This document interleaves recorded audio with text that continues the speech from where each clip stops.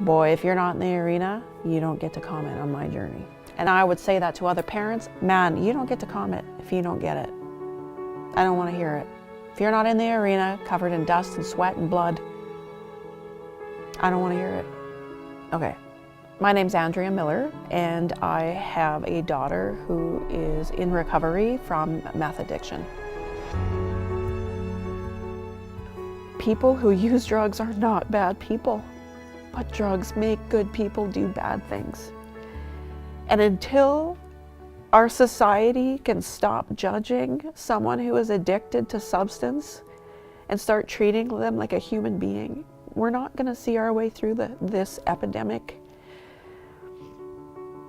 People treat people who use drugs like dogs because they act like dogs, but they are someone's child and they are hurting.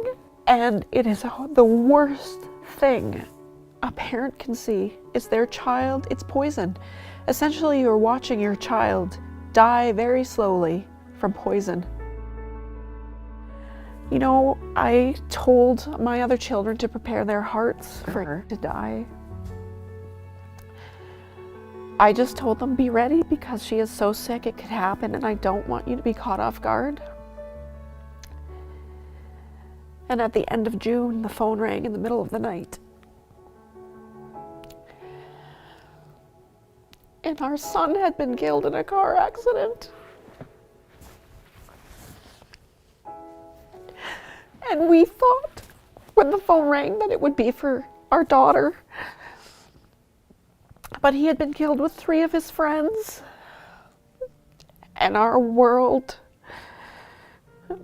exploded. And my daughter, who was using, showed up the next day high and almost dead herself. And I was standing there thinking that I was going to have to plan 2 funerals. And it was just too much. And my friend was there, who's both of her children had addiction. She was also a psych nurse, and she said, Andrea, do you want me to ask her to leave? And I'm like, yes, because she was aggressive. Lots of people say, what kept you, how could you cope? You lost a son. You have a daughter in addiction. How do you even show your face? Somebody asked me that.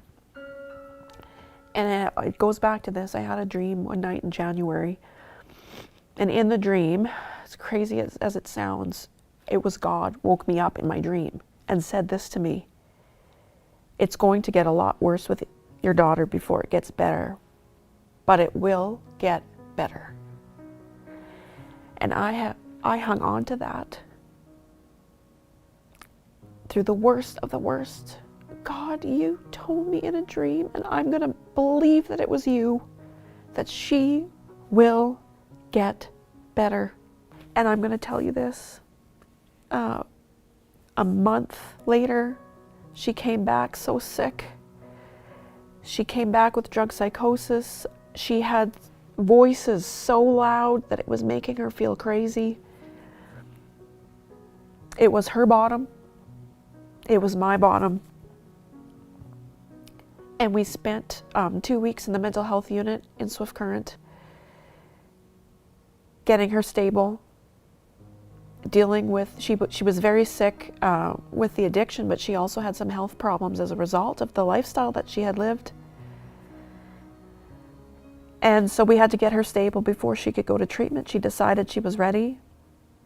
She committed to a 6-month program at Choose Life. She had been in jail before, and that wasn't enough to get her sober. She had been to treatment in Prince Albert. That wasn't enough to get her sober because she wasn't ready to quit using. She was ready. February 22nd, we went to Choose Life, and another very difficult day for her and really difficult for me, because you know what? A mother is only as happy as her saddest child. And we brought her to treatment, and we left her there, and she was terrified, and she had voices in her head, and she had all these problems, and I'm leaving her with people I don't know. but I know I can't help her. She needs more than what I can give. And so every single day when she was in treatment, I wrote her a letter to keep her there. She was so homesick. She had missed her youth, you know. She started using at 14. She's now 19 years old. She missed all of that. She didn't get her grad. She didn't get to play sports. She didn't have her mom and her dad. She missed all of that. And I'm going to tell you the very beautiful thing about my daughter is she said, Mom, there's not one thing that I can think of that I'm upset with you about. And I screwed up over and over again. I was desperate. I made bad choices because I just wanted to save her. So for other parents, we do stupid things when we want to try to save our kids. We make mistakes. We say things we shouldn't. Every parent has hurt their child emotionally at some point. It's not intentional.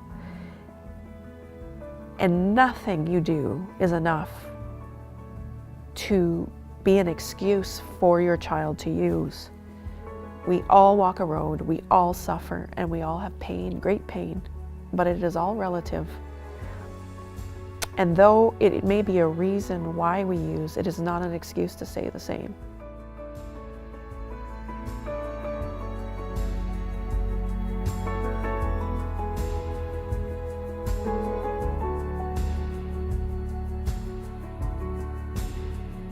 God, you told me in a dream, and I'm going to believe that it was you, that she will get better.